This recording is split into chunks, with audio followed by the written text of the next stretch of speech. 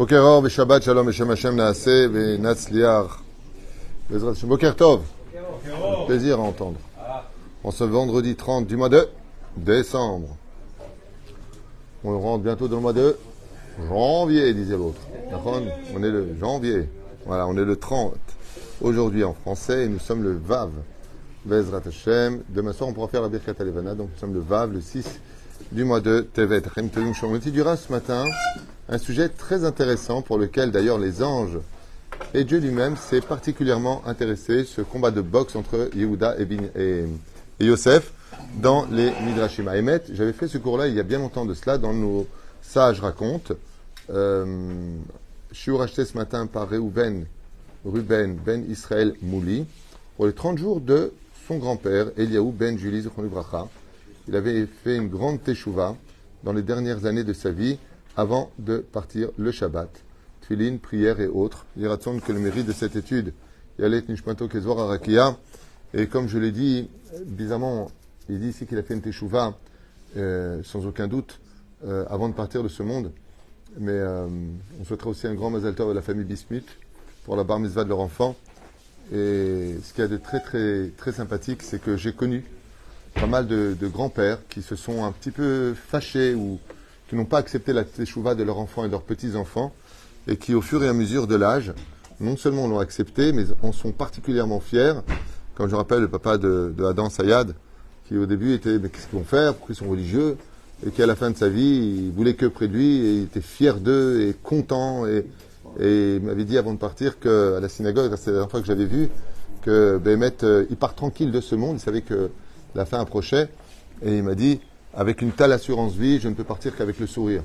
D'avoir un fils dans la Torah et des petits-enfants dans la Torah qui étudient au Talmud Torah, c'est d'avoir une flamme. Et bien, au Hachem, c'est tout ce qui nous reste. On n'a jamais fait la Iloula de Einstein, comme je te l'ai déjà dit, même si c'était un grand personnage. Mais Rabbi Shimon, jusqu'à aujourd'hui, il y a 2000 ans, on est 500 000, 600 000, même si chacun laisse un héritage de par sa venue au monde, d'une certaine façon, à des degrés différents. Les seuls Iloulotes que l'on fait avec des séoudotes et de la joie et des prières, c'est que les tzadikim. Tout le reste, ce que j'ai dit, il laisse des traces, j'ai pas dit le contraire. Demande à Hiroshima, il va te dire c'est une grande œuvre. Et donc, on se comprend bien. Non, tu as raison. Encore une fois, il y a du bon et du mauvais dans chaque chose, mais malgré tout, on parle des Iloulotes. Je veux dire, quand je vois que Rabbi Haïteb Lomet, ça fait juste 3 siècles qu'il est décédé, le tzaddik, et tellement de gens qui vont là-bas, tellement de gens qui vont chez Rabbi Nachman, tellement de gens qui vont chez le Rabbi Lubavitch. Nous, Makara, c'est pas notre grand-père, on ne le connaissait pas. Ce que je veux dire par là, c'est que la seule chose qui nous reste dans ce monde, c'est match, comme le dit la Mishnah dans Maseret Avot, Torah, Mitzvot, ou Maasim Tovim Erik. C'est tout ce qui nous reste. Par contre, ceux qui parlent dans les synagogues, ouais. Tov. Hein? Qu'est-ce qu'il y a, Baba? J'ai pas commencé mon cours, attends, qu'est-ce que tu veux? Qu'est-ce qu'il y a? Comment ça, vous n'avez pas commencé? Le cours ici. Meir, t'es en train de me tomber, qu'est-ce que tu veux, mamie? Mais non, mais pourquoi on ne fait pas la Iloula de Abraham Avinu, Yitzhak Avinu, de Yaakov Avinu? Parce qu'ils étaient tous en prêt-à-porter. Abraham Avinu, Rabbi, Moshe Rabbeinu, ils sont tous en prêt-à-porter. Tov. Mais ce qu'on fait la Iloula, mais à Marchello, on fait. La main Marchello. Et à part ça, je vais te dire une chose, il y a des gens pour qui on peut vraiment pas faire la Iloula, parce qu'ils sont tellement hauts qu'on peut pas les élever, plus nous-mêmes. Pourquoi? Parce que la Iloula d'Avraham, Yitzhak et Yaakov, on le dit tous les jours. Eloké Avraham, Eloké Yitzhak, Eloké Yaakov. Le but de la Iloula, c'est de rappeler le nom de la personne. Mais comment on le rappelle toute la journée? Azot Sarkhargog. C'est là. Chazak ou Baruch. Yalla. On y va. Je Yehuda et Divrei Yosef, Itragez. Donc on pensera à une refouach lema pour toute notre liste, les Nishmat pour toute notre liste, et ceux qu'on connaît, ceux qu'on ne connaît pas. D'abord d'avoir acheté ce shiur,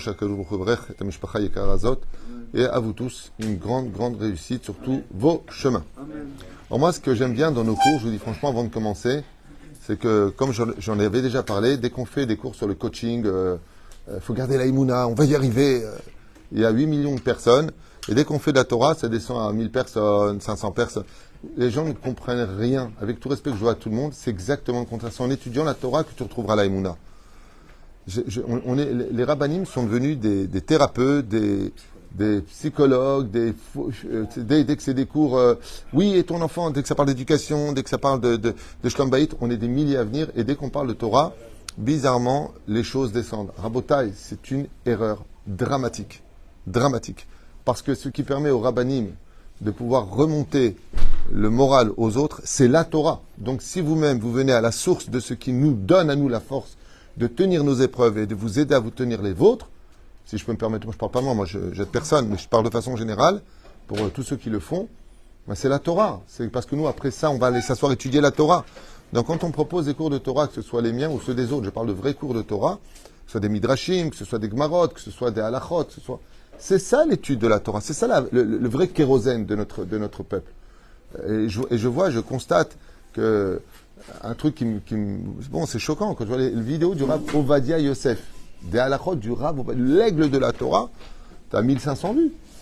Mais dès que t'as un mec qui parle à peine de... bon, pas spécialement Rav, hein, quand je dis un mec, c'est parce que c'est pas vraiment spécial. Mais il va remonter le moral et tout ça, t'as 13 000 vues. On devient fou. On devient fou. Il n'y a pas plus cher que la Torah. Ce qui donne la force aux gens de tenir, à part, je parle pas des pensées positives. Aval, c'est l'étude de la Torah. Comme je l'ai déjà dit, je voudrais juste finir avec ça. C'est bien de mettre la photo du tzaddik chez toi. Le mec, il a la photo du rabbi Lubavitch. Mais est-ce que tu as un livre du rabbi chez toi? Est-ce que tu as étudié ce qu'il dit le rabbi? Est-ce que tu as la photo de Rav Ovadia? Mais est-ce que tu étudies Yabia en mer? C'est fou quand même qu'on s'attache à des... excusez-moi, ce que je veux dire est très insolent, mais c'est juste une image. À l'épluchure. L'épluchure, c'est la peau. On s'attache... Bien sûr qu'il y a beaucoup de choses, mais il va avoir Rav Ovadia que Mickey Mouse. C'est évident. C'est bien d'avoir une photo de tzaddik chez soi à la maison. Il marque le quête à émettre. Aval. C'est bien. Mais et possède les livres. Intéresse-toi à l'étude de la Torah. Et moi, ça me fait vraiment beaucoup de peine de voir que dès qu'on va parler d'un sujet... les gens qui ont vécu des sévices quand ils étaient jeunes, pas 300 000 personnes voir le cours. Mais qu'est-ce qu'a dit Rebbe Shimon Bar Yochai dans la Gemara 20 personnes voir le cours. Rabotai, Zelonachon, c'est une grave erreur. C'est une grave erreur. Bémet, sachez-le, je vous dis ça pour vous, pas pour moi. Moi, j'étudie comme je peux. Je suis pas un grand Torah, je suis rien du tout. Je dis simplement que on fait des erreurs, justement, pour pouvoir parler du Divrei Kodesh, pour remplir son esprit d'autre chose que les soucis de la banque, de santé, d'éducation, de mariage. Il faut se remplir de Torah. Mais de se dire que ça va aller, c'est complètement pas essence. Il faudra réécouter un cours de coaching le lendemain. Et c'est devenu vraiment un métier pour beaucoup de rabbanim et beaucoup de thérapeutes qui se régalent de cela alors qu'eux-mêmes ont des problèmes qu'ils n'arrivent pas à résoudre. Ça, je dis qu'il faut faire très attention. Bémet, que quand Dieu nous a donné la Torah, il nous a donné une Torah netto. Dans la Torah, il y a toute la psychologie dont vous avez besoin. Tous les exemples. Si Rabbi Nachman nous dit, étudie la biographie de nos sages, si tu veux retrouver le punch, Rabbi Nachman dit que le premier livre au monde qui peut te remonter le moral, c'est d'étudier la biographie de nos Chachamim. Ça va te redonner de la pêche, la émouna, comment jusqu'à la dernière seconde, tout était perdu. Comment ils étudiaient, quel respect ils avaient pour leurs épouses, quelle épouse extraordinaire ils avaient. Nifla ve niflaim, mamash. Et moi, ça me fait beaucoup de peine. Quand je sais que, par exemple, j'arrivais quelque part, il faut donner un titre qui va redonner allez, on va les faire rire. Non, c'est chaval. Chaval qu'on ne puisse pas faire des cours qui soient sérieux, qui soient profonds. Il y a un tzibour pour ça, mais il est très limité.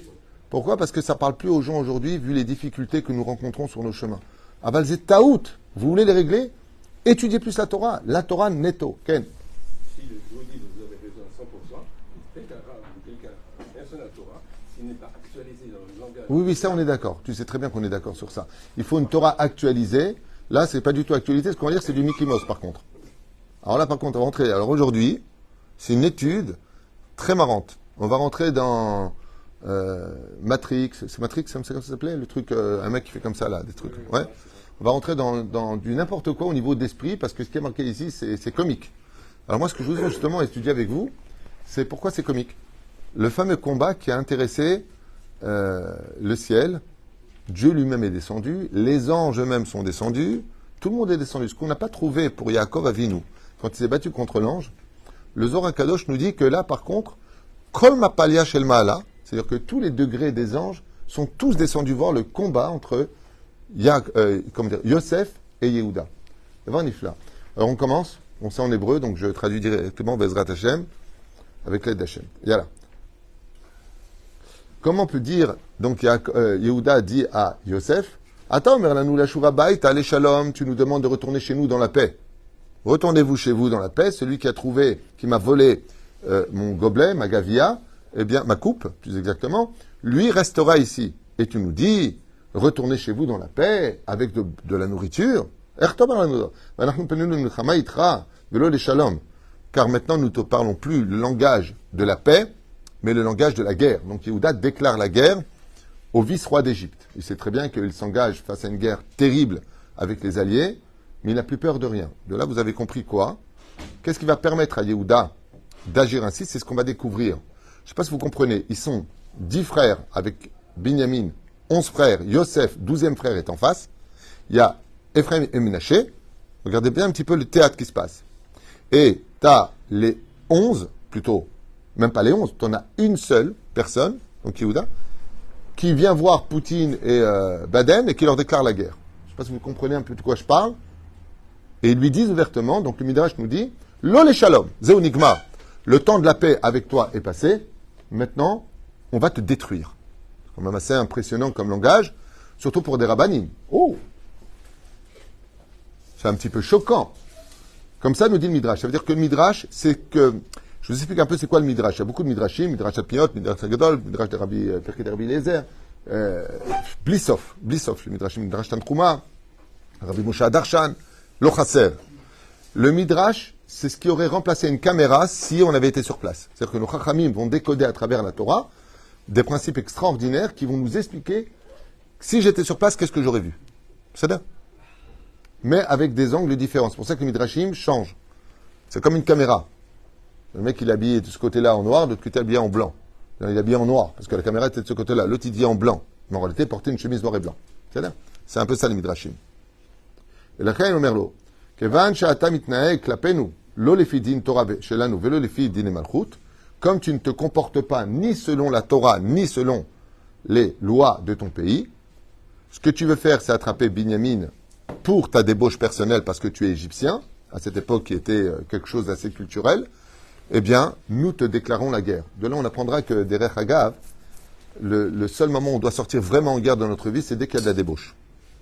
Dès qu'il y a de la débauche, on avait avec Pinchas ben Elazar ben Aaron Cohen, qui n'a pas hésité à sortir Beromach Beyado et d'agir en conséquence.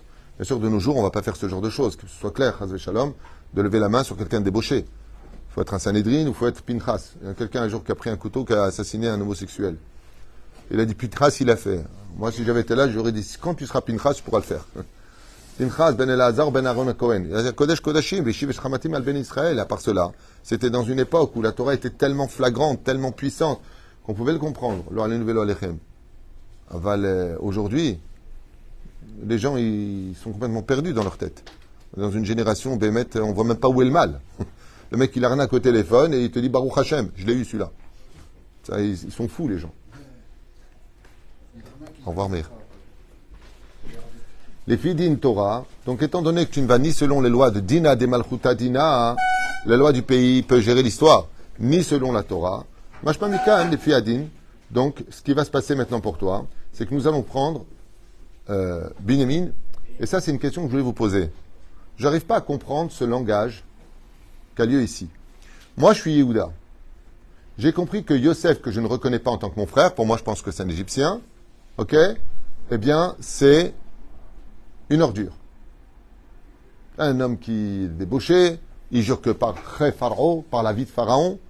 Donc pour moi, c'est une personne hostile. T'as Binyamin qui est juste à côté. Binyamin, il est père de 10 enfants, et c'est pas un gamin. On parle pas d'un jeune enfant mesquine dans son berceau. On parle d'une personne qui est adulte et qui n'est pas moins fort que ses frères. Quoique, un peu plus faible que Yehuda, c'est sûr. C'est marqué dans le Midrash. Pourquoi une discussion? Puisque tu déclares la guerre, va prendre ton frère et va-t'en. Et celui qui se tient sur ton passage, tu l'éclates. Malo. Ou mieux que ça encore, Binyamin rejoint ses frères. Ils sont tous là. Yeshpo, Mashuksat Tamu Anachon. Oui ou non? Le problème qu'il y a, vous allez comprendre c'est quoi être un tzaddik. C'est que c'est le deuxième voyage qu'ils font et que le premier voyage, Yosef leur a donné du blé.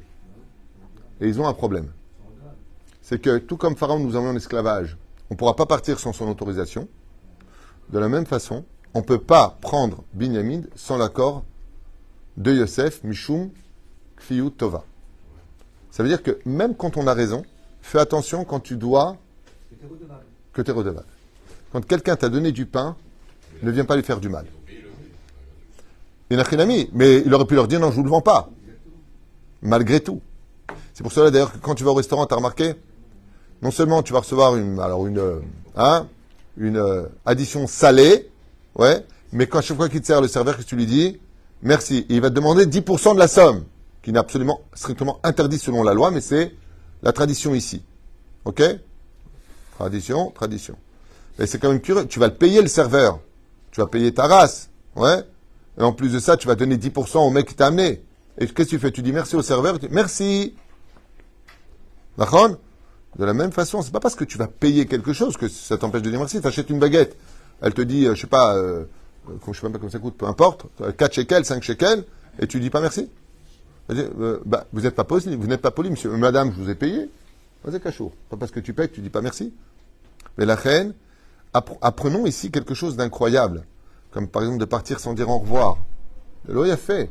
Vous avez un rave qui a investi sur vous, qui s'occupait de vous. Vous changez de synagogue, il n'y a pas de problème, personne n'est retenu. Juste prévenez, dites au revoir. C'est un sujet que j'ai souvent développé. Comme dans le travail. Du jour au lendemain, quelqu'un il te prend chez lui et tu vas travailler ailleurs sans prévenir. Après, tu t'étonnes que 3-4 mois plus tard, c'est l'hécatombe dans ta vie. Là, Akadosh déteste cela. Les midrashim que nous lisons, c'est pas du Walt Disney. Attends, on nous apprend. Réfléchissez un peu. Moi, je suis Yehuda, j'ai mon frère qui est là-bas, à Emet, je vais le prendre par la main, je dis, tiens, essaie de m'arrêter. Pourquoi discuter 3 heures? Vous comprenez ce que je veux dire? Et là, il n'y a pas de langage. Binyamin ne quitte pas Yosef. Yehuda ne prend pas Binyamin. Il n'y a pas de violence, si ce n'est que ce qui va se passer par la suite. D'accord?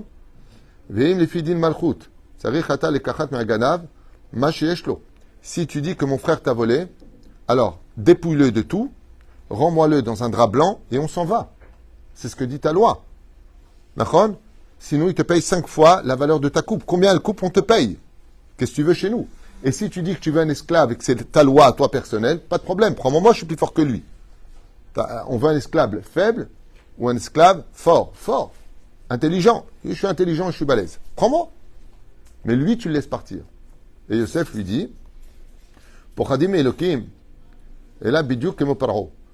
Donc, Yehuda attaque et lui dit, tu n'as aucune crainte du ciel. Quel rapport? Le mec, il lui dit, ouais, je suis au Ved Avodazara, je suis idolâtre. Mashma Mikan, que vous apprendrez que quelqu'un qui n'a pas de crainte du ciel, qui craint pas le ciel, peut vivre dans le mensonge, dans le déni. Et c'est ce que lui dit maintenant Yehuda dans le Midrash. Voyez la psychologie qu'on peut apprendre ici. Quelqu'un qui n'a pas de crainte du ciel, il n'a pas de problème de te mentir. Il n'a pas de problème de renier la vérité, de vivre dans le déni. L'homme fached milokim. Et c'est ce qu'il lui dit dans le Midrash. Yehuda lui dit, de toute façon, ça ne sert à rien de parler avec toi. Tu n'as pas de crainte du ciel. Pour toi, tu te prends pour Dieu.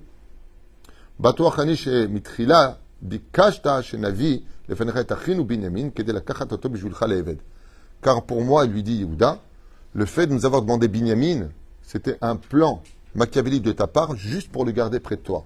Attends, Omer chez Uganav, pourquoi il aurait fait ça? Pourquoi le dernier? Il avait déjà Shimon. Le plan, je vous l'explique en 2 mots. Pourquoi il lui dit ça, Yehuda? Parce que comme ils étaient tous extrêmement beaux, comme ça, 1m80, la petite fossette sur le côté, les dents un peu jaunes, blanches, comme ça, tunisiens, voilà. Il dit, punaise, si vous êtes tous beaux et qu'il y en a un qui n'est pas venu, c'est qu'il doit être plus beau que vous. Donc dans sa tête, il dit, il veut quelqu'un plus beau que nous. C'est-à-dire, attends, Omer chez Uganav. Et regardez l'argument qu'il lui donne Yehuda à Yosef. Il lui dit, tu dis que c'est un voleur? Et Yosef, il dit, oui, c'est un voleur. Il dit, depuis quand quelqu'un il veut que un Eved, un esclave, travaille chez lui, sachant que c'est un voleur? C'est comme si tu veux une femme de ménage, c'est une grande voleuse. Qui va l'engager? Donc Yehuda, il commence à jouer avec la logique des choses pour le bloquer au niveau du dialogue. Tu dis que c'est un voleur? Et Yosef, il dit, oui, c'est un voleur. Il a volé la gavia. Alors tu veux pas de lui, alors? Parce que personne ne voudrait d'un voleur dans sa maison. Logique. Ata be'eved shuganav, emrotza ata be'eved gibor, are ani lefanecha. Donc ce que je vous ai dit, si tu veux quelqu'un de droit et d'honnête, de puissant, je suis devant toi, prends-moi moi, mais laisse Binyamin retourner chez lui. Lama, kaaso shel Yehuda alar vitrazek. La colère de Yehuda est enfin montée. Est-ce qu'on a le droit de se mettre en colère? Non. Est-ce que là, il a raison de se mettre en colère? Nachon. Pourquoi? Pourquoi est-ce qu'il a besoin de se mettre en colère d'après vous? Vous avez remarqué que pendant le Noussar de la prière que nous faisons à Hanouka, nous disons Rechaim be'at tzadikim. Des rechaim dans les mains des tzadikim. Et alors? Le rachat, lui, il n'a pas peur de taper. Le tzadik, avant de taper, c'est très dur pour lui. Un tzadik, c'est celui qui est là que pour faire du bien. Il ne blesse pas les autres. Il ne descend pas au niveau des autres. Donc, quand vous avez un tzadik qui prend sur lui le droit de frapper, il faut qu'il sorte de sa tzidkout pour revenir dans sa tzidkout. Et c'est ce que fait Yehuda. Il libère le côté lion qui est en lui. Ça veut dire que s'il reste Yehuda calme, il va rester serein. Mais il a compris qu'il y a des gens dont le langage, c'est les coups. Il y a des gens pour qui le langage, c'est les coups. Ils ne comprennent pas. Et dans le cas échéant, c'est ce qu'il lui dit. Donc il est obligé de se mettre en colère. Alors vous allez me dire, est-ce que c'est Avodazara ou pas ce qu'il va faire Yehuda? Il se met en colère. Kol ha-koes kilou oved Avodazara. Tout celui qui se met en colère est considéré comme si il faisait Avodazara. Alors, est-ce que c'est Avodazara ce que va faire Yehuda maintenant? Non. Réponse pourquoi? Parce qu'il décide de se mettre en colère. Il ne s'est pas mis en colère. Yehuda va utiliser la colère comme un moyen. Tout comme on a vu la Aïn Hara, c'est bien ou pas bien? Aïn Hara. Lotov.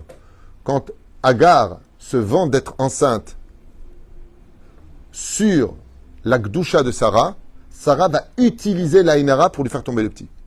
Comme ça, dit Rashi sur place. Donc, les tzadikim, des fois, ils utilisent les forces du mal pour amener le bien à sa place. Des fois, il faut, comme on dit, Yerida letzorecha aliyah. Descendre pour mieux remonter. Kimat shabaret delet armon. Et qu'est-ce qu'a fait maintenant Yehuda? Les portes du royaume de Yosef sont des portes extrêmement lourdes. En un tout petit geste, il a fracassé la porte de l'entrée du palais de Yosef. Non, ça c'est après. C'est dès qu'il va prendre les castagnettes, il va...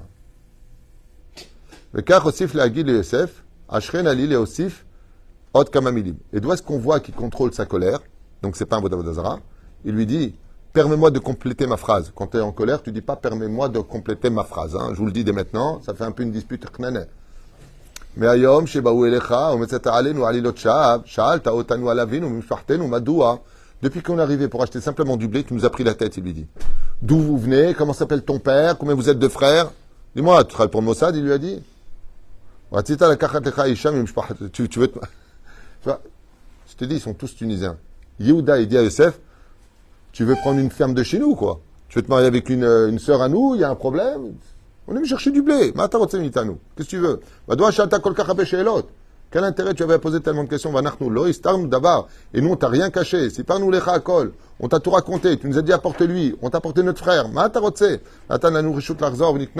Tu nous as rendu chèvre. On te paye. Tu remets l'argent dans notre sac. La Shoah avec Shura Ben Afsho. T'as pas compris que son père, en parlant d'Yaakov, son âme est reliée à celui de Binyamin. T'es pas au courant de ça? Qu'est-ce que tu veux chez nous? Il lui dit. Vous avez posé la question cette semaine. Binyamin a 10 fils. Qu'est-ce qu'il y a de plus facile à entendre? Tu n'as pas de peine pour son père? Ou comment peut-il laisser 10 enfants orphelins? Ça veut dire sans leur père. Là, on apprendra que c'est beaucoup plus dur pour un père de perdre un fils que pour un fils de perdre un père. C'est marqué dans la Torah. Il lui dit, t'as pas de pitié pour son père? T'as pas de pitié pour ses enfants? Non. T'as pas de pitié pour son père? Parce qu'il est de nature qu'un fils enterre son père, mais il n'est pas de nature qu'un père enterre son fils. La reine, c'est une douleur qui est beaucoup plus longue. On se remet de la mort de son père, mais on ne se remet jamais de la mort de son fils. C'est quelque chose qui te poursuit toute ta vie. C'était son anniversaire, c'était sa chambre, c'était son endroit, ça te poursuit, toutes les fêtes, tu l'imagines. Zeblisov. Il lui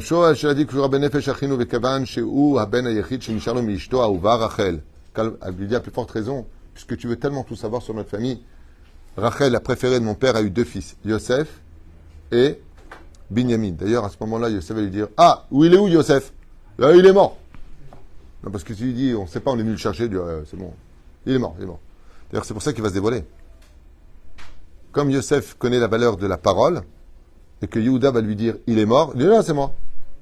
De peur que le fait d'avoir dit, Baruch Omer Veose, Baruch Gozer Kayem. Donc, comme il a dit, il est mort, Yosef, il dit, c'est moi. Il n'est pas mort. Parce que la parole aurait pu le raccourcir les jours de sa vie. comme tous ces abrutis qui disent que je meurs à l'instant-ci. Vous savez ce qui se passe quand ils disent ça? Les gens ne le savent pas.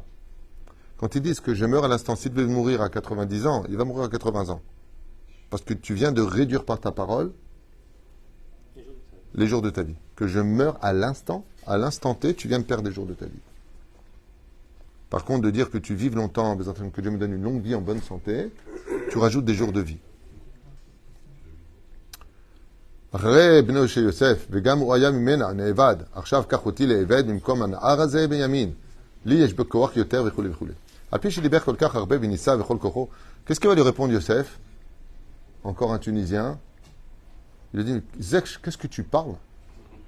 Je mets l'argument. Il lui répond à aucune de ces questions. Il lui dit, mais qu'est-ce que tu parles, toi? Tu n'as que ça à faire que de parler devant tes frères. N'est-ce pas, lui, le plus grand de la famille? Il n'y a pas Réhouven, Shimon, Lévi, avant toi, Yehuda? Pourquoi tu te permets de parler autant? Vous avez remarqué, la démagogie est extraordinaire de Yosef. Il lui pose une question qui va déstabiliser un peu Yehuda, au lieu de répondre à une seule de ces questions qu'il a posées avant. D'accord? Extraordinaire. Lo yitzlach Yehuda v'Yosef yimshich lechazik b'Binyamin, velo yichshalo la'azov et armono.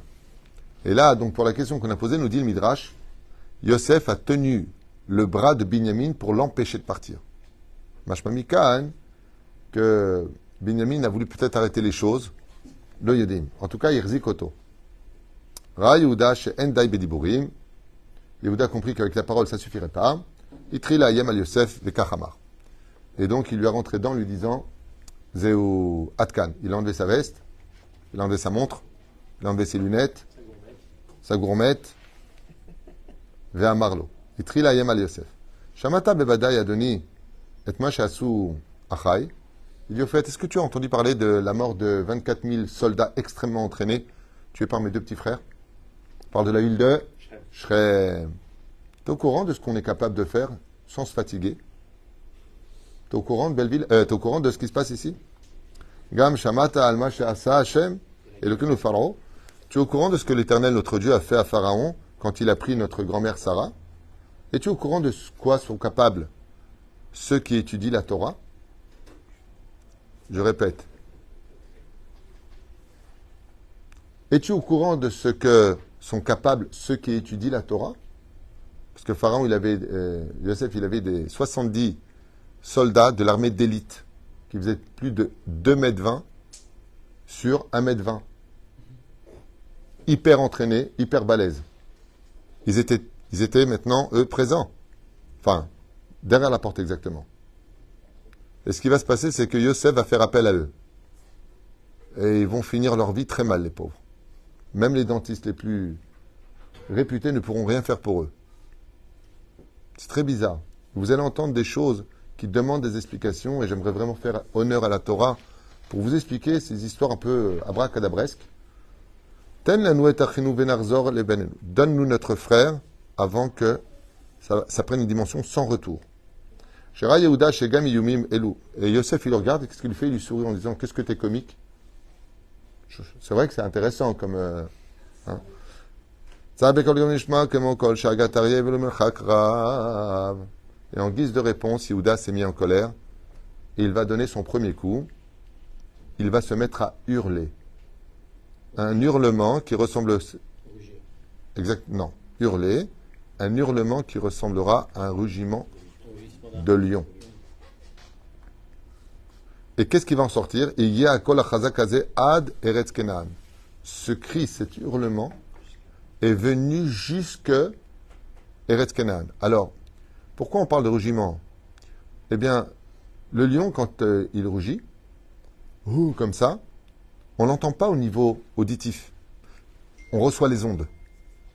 Quand j'ai lu ça hier, quand il s'est mis à hurler, les ondes ont frappé Hushim Ben Dan qui était sourd. S'il est sourd, il ne peut pas entendre. Il y a un midrash qui dit que son cri a été tellement violent que même un sourd l'aurait entendu. Et deuxième cas qui dit Bemet Mamash Shelo. Par contre, Pharaon de sa province, de là où il était, lui est tombé de sa chaise, carrément. Maintenant, je voudrais vous poser une question. Vous savez que les Chinois, derrière Hagav, ont créé, c'est un truc incroyable, ils n'ont pas créé un missile, les Chinois ont créé sur leur bateau de guerre, donc comme une assiette, un satellite comme ça, qui envoient des ondes qui peuvent te retourner un bateau. Ils ont créé un truc incroyable qui peut non seulement neutraliser tout le système électrique et électronique des autres bateaux, mais ils ont créé aussi ce genre de choses qui peuvent t'envoyer des ondes et vraiment t'expulser très loin. Inachinami. Moi, je voudrais vous poser une question. Pourquoi il utilise ici le son de sa voix en hurlant? C'est vrai que son hurlement peut être, je ne sais pas si vous imaginez un petit peu, imaginez vous êtes comme ça, puis l'hurlement est tellement puissant et tellement terrible que ça vous déstabilise. C'est bizarre parce que tout le monde a été déstabilisé. Vous allez voir ce qui va se passer pour les 70 gardes d'élite de l'armée de Yosef. Mais Yosef et Ménaché, ils regardent si le... Oh là là, j'ai trop peur. Hushim, par contre, lui, à son niveau à lui, va vite rejoindre Yehuda en Égypte et ils vont se mettre à hurler en même temps. Ça veut dire que si tu fais à Spielberg, tu veux faire le film, ça fait vraiment comique. Ah, tout le monde. Ah, Yosef à côté et Binyamin. T'as fini ton opérette? Sincèrement. On parle de Torah là, soyez sérieux. Un mec qui fait tchouva là, il est en train d'écouter le cours, il dit mais ils sont fous ces juifs. Il a raison en plus, c'est débile comme c'est. Waouh! Imagine l'homme il se prend la tête avec sa femme elle a une bonne voix, elle lui dit ah ouais, tu veux pas arrêter? Je te mets en garde. Waouh! Il a mis la mère qui dit j'appelle ma mère, elle vient. Shabbat, attention. On rigole. J'ai une question à vous poser, Bémet. Pourquoi cette arme-là? Qu'est-ce qu'il est en train de dire ici, Yosef?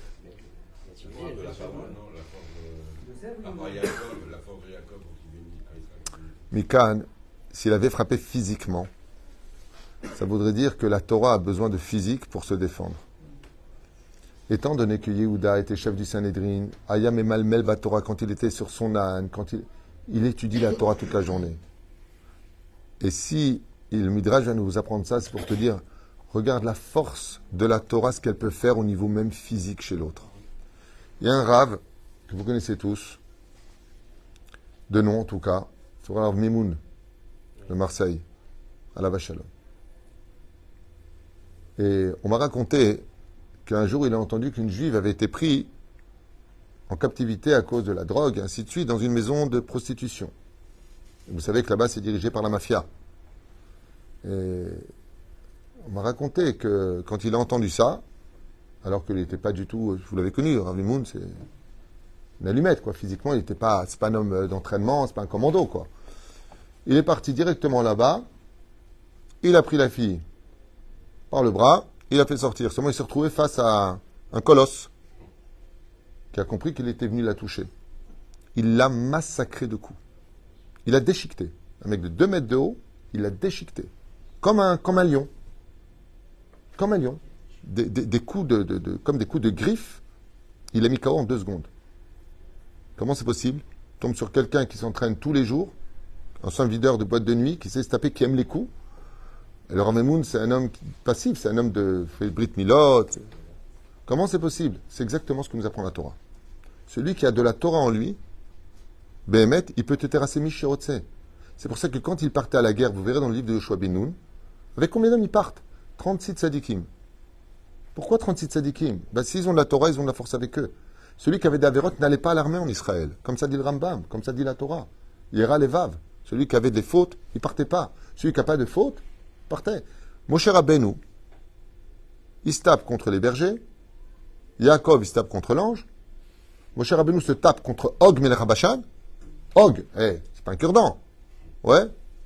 Hop, petite baillette. Hop, talon d'Achille. Hop, coup de boule. Hop, circulaire à Loire. C'est fou.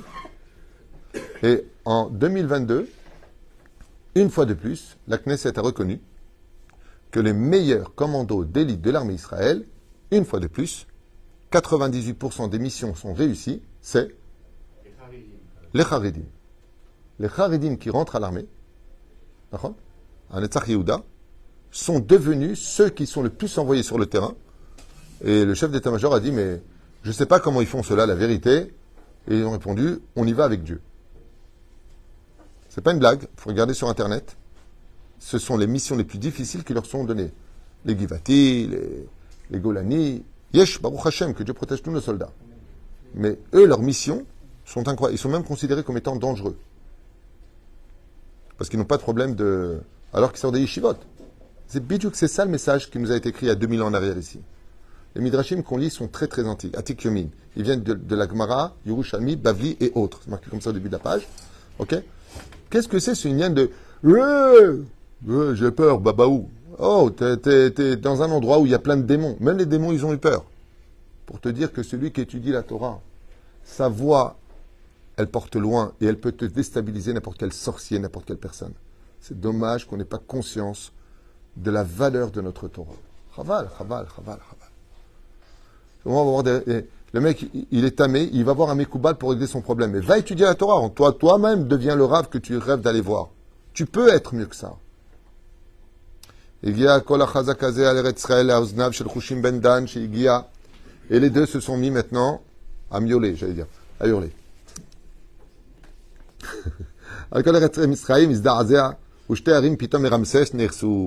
Leur hurlement, écoutez bien, alors maintenant on va très très loin.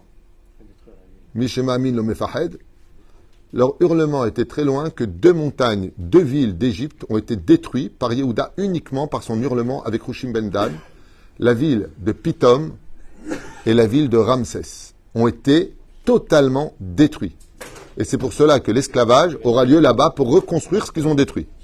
C'est bien. Nersou Shte Harim, Pitom vers Ramsès, Nersou les Gamré, la poussière. Pour vous dire à quel point. Pourquoi maintenant tout ça? Je vous fais un petit enseignement sympathique, un clin d'œil pour ceux qui veulent étudier la Torah avec, pas simplement tu lis, t'as vu ce qu'ils ont fait? Ah, ben c'est bien, je suis content. Hazak ou Baruch. Qu'est-ce qu'on mange? Non. Hatshuva et Pshuta. Pourquoi maintenant on a besoin de nous dire dans le Midrash qu'ils ont détruit la ville de Pitom et Ramsès qui était en bordure de l'endroit où ils étaient? Hatshuva et Me'ot Chazaka. Celui qui étudie la Torah a un pouvoir sur la matérialité. C'est ça que ça vient te dire. Baba Saleh à la vache Shalom, quand il s'est installé à Netivot, il s'est installé dans un appartement où il y avait 3 pièces et demie. Il a dit non, moi il me faut ma pièce à moi. Il a demandé à ce que des maçons arrivent en urgence et qu'on lui fasse une porte pour qu'il aille étudier de l'autre côté et fermer la porte. Quand ils sont arrivés, Baba Saleh leur a dit voilà, je vais prier Mincha et Arvit.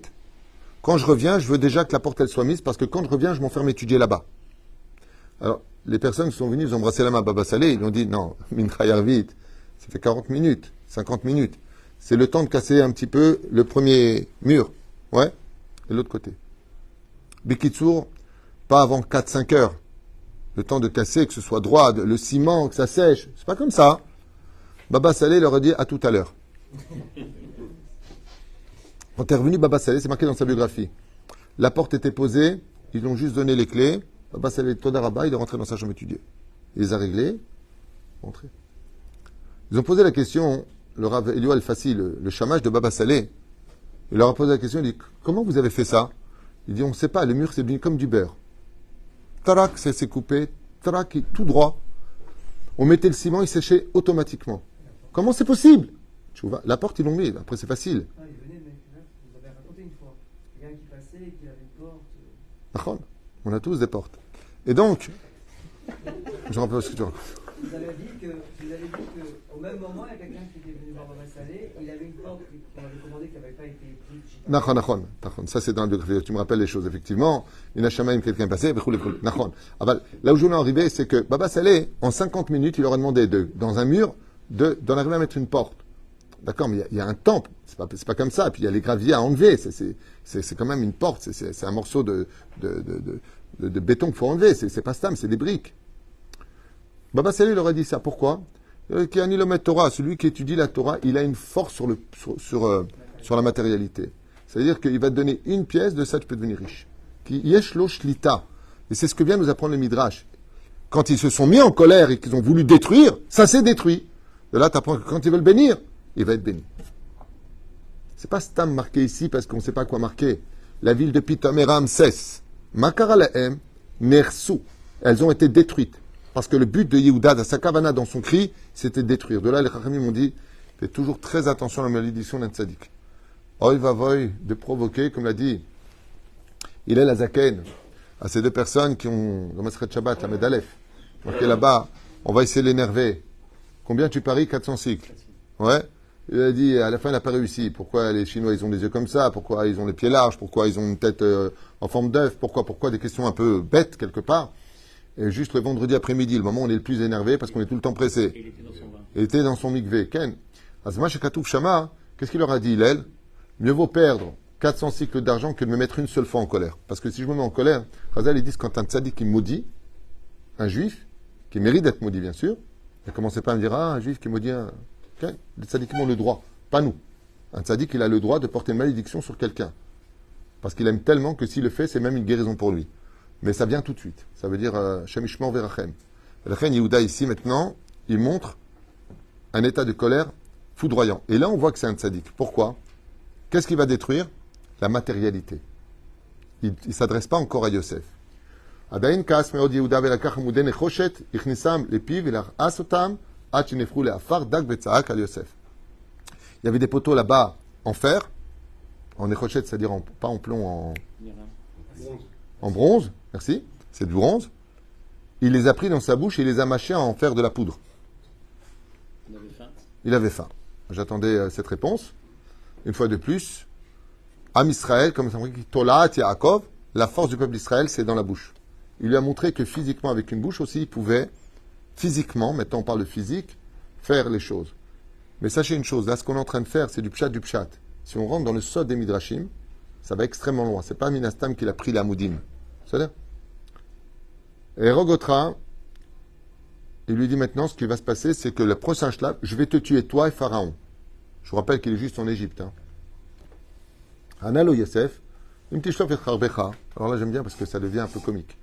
Yosef, il lui dit, si tu sors ton glaive de ton fourreau, Asimota al Tzavarecha, je te promets qu'en un instant, je le mettrai sous ton cou. Amarlo Yehuda, il lui répond Yehuda, Nimeftach epi, encore un Tunisien, il lui a dit, si j'ouvre ma bouche, je t'avale. En tunisien, c'est je te bouffe. Evla otra, c'est je t'avale tout cru. C'est bizarre parce que, bien entendu, vous avez bien compris ici qu'on parle de secret. C'est pas stam des mots qui sont dits. Quand il lui dit je t'avale, c'est pas stam des mots. Analo Yosef, Ntiftach et Picha, répond Yosef, et si tu viens ouvrir ta bouche pour m'avaler, je la remplirai de pierres d'Égypte. Waouh. Bien entendu, vous comprenez qu'ici, il se parle un langage codé. C'est pas du tout ce que ça veut dire au niveau du pshat. Il lui a répondu, Yehuda, Etranel, Yosef Amarlo. Regardez la réponse de Yehuda sur Yosef une fois qu'il lui a dit, si tu ouvres ta bouche, je la remplirai des pierres d'Égypte. Il lui a dit, je t'en supplie, viens, on arrête, on va aller trop loin. Pour l'instant, il ne s'est rien passé entre eux. C'est un peu cocoon, tu sais, c'est le combat spirituel. Souvent, on n'a rien vu. Anna Adoni, Lobanu Lilachem Itra. Maintenant, une fois qu'il lui a répondu ça, Yehuda le supplie en lui disant, je t'en supplie, nous ne sommes pas venus nous battre contre toi, et on n'est pas venu détruire totalement toute l'Égypte. Arrête, il lui dit. Rakten lanu achinu binyamin neler. Laisse-nous juste partir avec notre frère. Ça vaut mieux pour toi. Shera Yosef et Yehuda koes kolkar. Et quand il a vu maintenant la colère de Yehuda monter complètement. Comment elle montait la colère de Yehuda? Comment il pouvait savoir qu'elle montait? Exactement, Yehuda avait une particularité au niveau du torse. Quand il se mettait réellement en colère, il avait deux poils qui devenaient durs comme deux clous et qui commençaient la tif d'âme. Et le sang sortait de sa poitrine, qui est un signe de royauté. Ratzal et Afrid Oto Veramaz le Bno Ménaché. Yosef, qu'est-ce qu'il a fait? Il a dit à son fils Ménaché, si je te dérange, tu me le dis, va vite calmer sa colère. Parce que si Yehuda maintenant se met vraiment en colère et qu'il lâche l'animal qui est en lui, on est foutu. Réellement. Qu'est-ce qu'il fait? Il envoie Ménaché. Quand Ménaché Oumead Veritzpa, il a donné un coup au sol. Ménaché a donné un coup de pied au sol. Ouais. Et Vema Cézé, il a fait tomber toute l'Égypte, trembler comme un tremblement de terre. Et là, et là, Yehuda et ses frères se sont tous regardés en regardant Ménaché, qui était soi-disant l'interprète, et ils ont dit, lui, c'est un juif. Toi, t'es hébreu, toi, t'es un de chez nous. Il n'y a que toi qui étudie la Torah qui peut faire ça. Ça n'est donné qu'aux élites des gens les plus pieux, les plus kadosh, qui ont le plus de Torah pour faire une chose pareille. Ve'amru echal el hasheni. Et là, Kocho Shel Echad Mibnei Mishpartenu. Lui, c'est un frère à nous. Waouh. Be'od Achim Omdim Impa'alim Mikocho Shel Menaché. Alors qu'ils étaient encore sous choc de la puissance physique de Ménaché, Ba'at Yosef Be'even Shaish, Shaita Liado Nefra Even Dafka. Il y avait, dans les décorations du palais de Yosef, un rocher extrêmement puissant, un rocher, comme tu dirais, du marbre. Yosef vient vers ce rocher et il donne un coup de pied dessus. Tout le rocher part contre le mur et devient de la totale poudre. Il est en train de montrer à Yosef, si tu veux jouer à celui qui a le plus de force, tu ne sais pas non plus à qui tu t'attaques. Moi aussi, je peux te casser des pierres. Moi aussi, je peux avaler ce que tu es en train d'avaler. Et regarde, mon interprète à côté. En un seul coup de pied, vous êtes tous tombés par terre. Tu veux vraiment en arriver au coup? Les frères sont complètement déboussolés, ils ne comprennent rien. Comment des gens qui sont aussi tamés peuvent avoir les mêmes secrets que eux qui sont dans la Gdusha? Ayom, Raiti, Adam Gibo Yoter Mimeni. Et qu'est-ce qu'il a répondu? Yehuda, il dit, je rencontre une personne qui peut me dépasser en force. Comment peux-tu appartenir à Dieu? Il n'y a que si tu as la shrina avec toi, il n'y a que si Dieu est avec toi que tu peux faire ça. Comment tu le fais? Donc Yehuda, il est complètement déboussolé, il est sûr qu'il est face à un rachat. Et il se dit, mais mince, c'est un tzaddik. Je peux m'achoulo takin. Shal Yosef et Yehuda est mort, Nali, Yehuda. Madwa rakata koes. Pourquoi est-ce qu'il n'y a que toi qui te mets en colère? Et pourquoi tes frères, qui sont beaucoup plus âgés que toi, ne se mêlent pas? Pourquoi ne t'aident-ils pas à agir en conséquence? Madwa, le shamarta. Ani medaber mipnei shani. Shiftarti le'avi l'achzer et Binyamin. Il dit, parce que je suis le garant de Binyamin, c'est pour ça qu'il n'y a que moi qui parle. Il lui a dit, ah bon? Depuis quand, toi, tu es le garant de tes frères? Depuis quand tu fais attention à ton frère? Lui dit Yosef. Madwa shamarta al-achicha. Et pourquoi tu n'as pas gardé ton frère? Waouh. Ushalartam ktonot mluchlechet. Tu as vendu ton frère, il lui dit. Tu as pris sa tunique, tu l'as mis dans du sang, tu l'as montré à ton père. T'as pas eu pitié de lui? Toi qui es en train de me dire, tu peux penser à mon père, tu vas lui prendre son fils? Et toi, d'avoir plongé ton père dans la tristesse et les larmes, t'as eu pitié de lui? Toi qui fais attention à Binyamin aujourd'hui, t'as eu pitié de ton frère quand il pleurait là où vous l'avez mis? Yehuda va poser la question à Yosef, mais comment tu peux le savoir? Il lui dit, grâce à ma coupe, elle me dévoile les secrets de ce monde. Ménique. De là, d'ailleurs, ils ont fait le fameux Graal chez les autres. D'où est-ce que ça vient, la Graal? C'est encore chez nous, il y a Tikovigic. Yehuda qui vend son frère, et après qui va manger du pain, celui qui mettra le pain, d'où ça vient tout ça? Les légendes que vous êtes, c'est toute la Torah. Tout a été pris de là-bas. Le scénariste était très au courant.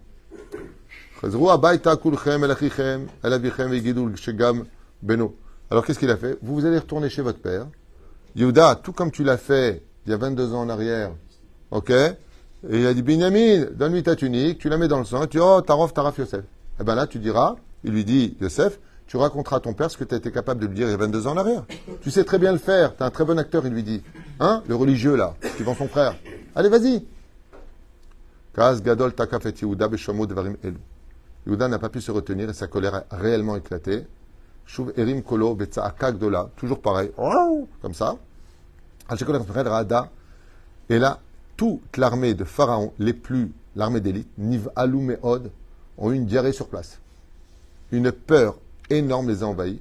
Vafilu Yosef nafal mikiso, au point où Yosef est tombé de son trône. Kaas gadol kaasu kol ache Yosef, et d'un coup se sont mis à hurler tous les frères de Yosef. C'est de là qu'ils ont inventé d'ailleurs les petits appareils pour les oreilles, à mon avis. Velo aya la em gvar ratzon lidbakar velitranem. Et là, Yosef a compris que ses frères ne voulaient plus de dialogue, mais qu'ils allaient détruire l'Égypte. Yehuda a dit à ses frères, la rogue et kol yoshvea. Yehuda s'est retourné vers ses frères et a dit, détruisez l'Égypte et ne laissez aucun survivant de ce pays. Il dit à Yosef, c'est fini pour vous. Qu'est-ce que fait? Combien il y avait de portes? Il y avait 10 portes, vous vous rappelez? Yehuda, lui tout seul, il lui dit, je suis tellement en colère. De là est sorti Obélix. Laissez-les-moi, c'est à moi.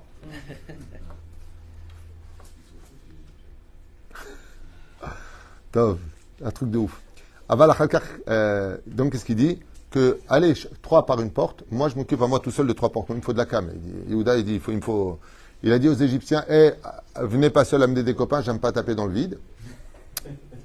Hein, Yehuda, là. Il est tellement en colère qu'à lui tout seul, il dit, je prends les 3 portes d'élite, là où vont sortir les plus grands soldats d'Égypte, vous me les laissez pour moi, je m'occupe d'eux. Le reste, allez vous occuper des 7 autres portes qui restent. Je vous les laisse. Allez vous amuser avec eux. Yehuda est dans un état de colère terrible. Et il sait que maintenant, l'Égypte est réellement en danger. Intéressant, non? On est sur place. Achim Dibru Benahem El Shon HaKodesh. Mais d'un coup, Yehuda a repris ses esprits et a dit stop. Mais qu'est-ce qui se passe? Il y a un problème. Il dit lequel? Il dit en détruisant l'Égypte, c'est le seul pays qui peut donner à manger à toute la Mésopotamie. Il n'y a qu'ici qu'il y a du blé. Si on détruit tout, on va détruire toute l'humanité. Ils n'ont rien fait, les habitants de Canaan, ceux de la Syrie, tous ceux qui sont autour, l'Éthiopie. Ils n'ont rien fait, eux. Donc, on ne peut pas punir l'Égypte parce qu'on va punir les autres. On ne peut pas faire d'injustice sur le dos de la justice. Non, on ne peut pas faire de justice sur le dos de l'injustice. De la reine, ils se sont arrêtés. Et qu'est-ce qu'ils ont fait? Ils se sont parlé, Belshon HaKodesh, en hébreu, Velayudé chez Yosef Mevin, Divrehem, Shama Amrou, Chashash Memaasem, Velachen Shalach Lishlichim, le Paro, Bikesh Menu, Shishlach Miyad Larmono, Ad Gibrem Mitzraim. Pharaon a compris qu'il se passe des choses très graves.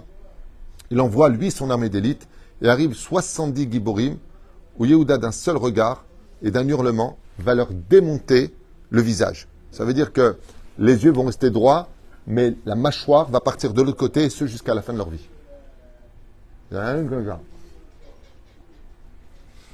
De là, l'expression, je vais te démonter la mâchoire. Okay. Alors, Yehuda et Giaotam, quand ils sont venus, alors les 70 Giborim qu'a envoyé Pharaon, ils sont venus chez Pharaon la tête en arrière. Qu'est-ce qui se passe? On ne peut rien faire. Yehuda shalach pachad, shalach rarbo venofel al-kar ifrid et Giboré paro, veitril kulam livroach. Dès que Yehuda a vu l'armée se préparer à les attaquer, en sortant uniquement l'épée de son fourreau et le regardant droit dans les yeux, kulam naflu al penehem ve barchou miyad comme des petites filles. Ils se sont tous sauvés, comprenant qu'ils n'avaient aucune chance, qu'il ne s'agissait pas ici de quelqu'un de conventionnel, pas d'humain, dans le sens où la Torah se dévoilait en lui. Waouh! Pharaon a donné un ordre à Yosef, libère leurs frères avant que l'Égypte ne soit perdue. C'est un ordre. Pharaon a eu très peur. Est-ce que tu veux qu'ils détruisent l'Égypte, ces gens-là, là, ces Hébreux? Renvoie-les là-bas où ils sont. Qu'est-ce que tu en as à faire de ce qu'il a volé? Il t'a récupéré ton bien, laisse-le partir. Et Pharaon lui dit lui-même, en quoi aurais-tu besoin d'un évêque, d'un esclave qui soit voleur? Avant que nous ne mourons tous ici. Tu vois bien que ce sont des gens qui sont au-dessus de toutes les impuretés. Ce sont des gens qui sont extraterrestres. Ils s'appellent tous David, Vincent. Ils ne sont pas de ce monde. Et là, par contre, les frères se sont mêlés à la colère et chaque frère a accepté de laisser monter sa colère au point où Yosef, lui-même, va comprendre que Zéou, il ne peut pas aller plus loin. Et il leur a dit, au fait, j'imagine que vous êtes venus ici pour chercher votre frère Yosef, c'est bien cela son nom. Et là, les frères se sont calmés tout de suite. Mais qu'est-ce qu'il veut chez nous, celui-là? C'est une histoire presque personne et c'est notre famille. Il dit, et si je vous dis que moi j'ai récupéré votre frère Yosef, qu'est-ce que vous en dites? Et là, les frères se sont arrêtés net. Otpam, ils se sont calmés. C'est l'épaule de Yuda. Trak. Et il va faire sortir tout le monde.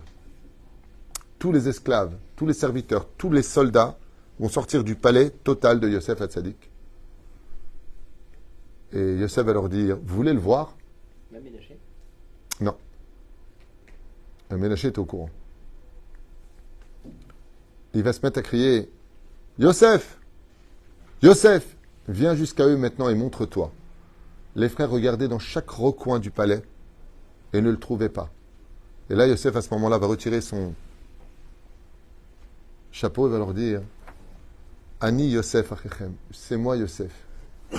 Je suis celui que vous avez vendu. Est-ce que mon père est toujours vivant maintenant? Et là, les Midrashim, je vous dis franchement, ils sont très puissants. Il y en a qui disent que les frères ont voulu tuer Yosef immédiatement. Il y en a qui disent qu'ils sont morts sur place, de honte, quand ils ont vu que c'était Yosef. Il y en a qui disent qu'ils se sont carrément choc émotionnel tellement violent qu'ils n'ont pas cru, c'est-à-dire qu'ils ont eu du mal à revenir à leur esprit. Donc on a plusieurs déotes, et il faut savoir qu'ils ont eu triat ametim, c'est-à-dire que l'ange Gabriel a rendu les âmes dans le corps de ses frères. Il leur a demandé de s'approcher. Et comment est-ce qu'ils ont su que Yosef Hatzadik c'était vraiment Yosef? Non. Si vous me laissez finir, vous aurez de meilleures réponses. Non, je peux parler? Merci. Il va leur parler en hébreu. Chose que ne savaient pas faire les Égyptiens, d'où l'interprète. Yosef va leur parler exactement dans le langage du Talmud. Et là, les frères vont être extrêmement surpris, mais ils vont lui répondre, ça va, c'est peut-être ton cos là, bizarre là, qui t'a appris l'hébreu. Peut-être que tu as appris l'hébreu entre-temps, tu as fait l'ulpan, je ne sais pas. Et Yosef va lui montrer la Brit Mila. À ce moment-là, il montrera la Brit Mila. Et en montrant la Brit Mila, ils vont réaliser que Béhémet, Yosef avait raison, qu'ils se sont prosternés devant lui, que ses rêves étaient des rêves de vérité, et qu'ils ont commis une erreur de jugement depuis le début, ce qui vont les tuer. De là, la Gemara nous dit, comme vous le savez tous, Oilanu beyom adin, Oilanu beyom atochecha. Le jour où on partira tous de ce monde, alors qu'on a vécu de façon aveugle dans un monde très orgueilleux, pensant que nous étions nous-mêmes des dieux et qu'on faisait ce qu'on voulait, sachez que cette même phrase, Ani Yosef, Asher mechartem, je suis Yosef, celui que m'avait vendu aussi facilement que cela, ce sera la même phrase que Dieu utilise pour chaque personne qui part de ce monde. Quand la personne sort du corps, Dieu lui dit, au fait, Anochi Hashem Elokecha, celui que tu as tellement vendu facilement, annulé la Torah, tu t'es énervé, tu pensais que le monde n'avait pas de patron, je vous ai demandé de parler, faites attention à la débauche, au lachon hara, faites attention à l'amour du prochain, une nation sur sa terre, vous vous rappelez de ça? Ani Hashem. Il dit, si les frères devant un homme, parce qu'ils l'ont vendu les Shem Shamaim en plus, alors qu'ils étaient tzadikim, Nivhalumi Panav, comment nous on va être le jour du jugement, quand Akadosh Baruch Hu va dire aux Juifs, je suis l'Éternel votre Dieu qui vous ai donné la Torah des 613 mitzvot, et aux non-juifs, je vous ai donné 7 lois à respecter. Nous, Chazal, et je finirai avec ça, nous disent que le feu qui brûle le plus des 7 paliers de l'enfer, du Gehinam, c'est le remords. Le jour où Dieu se dévoilera à nous en disant, au fait, celui qui t'a demandé d'être Shomer Nida, te rappelle la cache-route. C'était juste moi. C'est juste à ce moment-là qu'on va réaliser Maman, shkacha. Eze boucha vecherpa. Quelle honte on ressentira ce jour-là. On a l'impression qu'on parle de Dieu, qu'on parle d'un copain, de bon, Dieu, le bon Dieu. Moi, je sais qui c'est Dieu. Va parler avec Dieu. Je vous l'ai déjà dit une fois, et je répéterai avec cette dernière phrase pour ce chiour d'aujourd'hui. Quelqu'un un jour m'a posé la question, m'a dit, qui a créé Dieu? Et la réponse, c'est que c'est Dieu lui-même qui a créé Dieu. C'est marqué dans Bereshit Bara. Au commencement, Dieu créa Dieu. C'est-à-dire que la dimension, la notion de créer Dieu, c'est une invention de Dieu, car Dieu n'est pas Dieu. Il est au-dessus de ça, parce qu'il a créé cet attribut de « Je suis l'Éternel, votre Dieu ». C'est pour ça que mon cher Rabbeinu, d'ailleurs, lui dira, quand il est en face de Dieu, qui veut dire en face de cet attribut, au fait, au nom de qui je vais libérer les enfants d'Israël par Achat Shemot? Eye Asher Eye, il lui dit. Ben, si tu connais Dieu, pourquoi tu demandes son nom? Quand à la fin, il lui demande Ar-enina et kevodecha, est-ce que je pourrais enfin te voir toi vraiment? Et Dieu lui dit non. L'homme ne connaîtra que mes attributs que j'ai créés. J'ai créé Elohim, j'ai créé Havaya, j'ai créé Tsevakot, j'ai créé Anochi, j'ai créé tout El Malel Rachamim. J'ai créé des attributs. Mais qui je suis moi vraiment? Ben, je vous ai juste créé mon nom, comment ça s'appelle? Dieu, c'est traduction littérale, Elohim. L'éternel, traduction littérale, Yud Kevavke, c'est des attributs. C'est des attributs. Mais quand on meurt, par contre, on n'est pas face à Elohim. On n'est pas face à Dieu tel qu'on le lit dans le texte. On est face à lui vraiment. Anochi. Maintenant, c'est moi qui me dévoile à vous. Et on a vu que la seule fois où Dieu s'est réellement montré au peuple d'Israël, on a tellement eu honte qu'on est tous morts. C'est les 2 premiers commandements. C'est pour ça que Torah, Gematria, 611. D'accord? Pourquoi 611? Parce qu'il manque 2. 611. Les 2 premiers, c'est Dieu. Et la Torah est appelée au nom de Moshe. Donc, qu'est-ce qu'a donné Moshe Rabbeinu? Les 611 mitzvot. Dieu, les 2 premières. La reine Torah Tziva lanou Moshe Mora Shakilat Yaakov. Dieu nous a donné 2 commandements, les 2 premiers. Et Moshe Rabbeinu nous a descendu le reste parce que le peuple d'Israël a dit, on peut pas supporter l'émanation divine. Dieu ne s'est pas réellement montré. Et la vaïr, où est ta colotte? La voix de Dieu lui-même s'est fait entendre et on est mort. On était vivant et on est mort. On avait atteint le 49e degré de pureté. Et à ce niveau-là, malgré tout ça, on n'a pas réussi à supporter. Alors quand on meurt, vous imaginez, on voit Dieu une seconde, il Zohar Kadosh. Pas l'attribut de Dieu. Celui qui nous a créé la dimension de « Oh, tu aimeras l'Éternel, ton Dieu.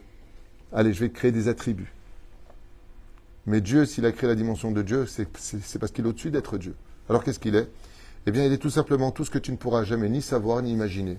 Donc fais très attention parce que tu ne sauras jamais à qui tu as affaire. Mais le jour où il se dévoilera, voilà ce que vient nous dire la Torah. Quoi, t'es Yosef? Quoi, c'était toi, Dieu? Baruch Adonai l'olam. Amen. Jacques Barreau.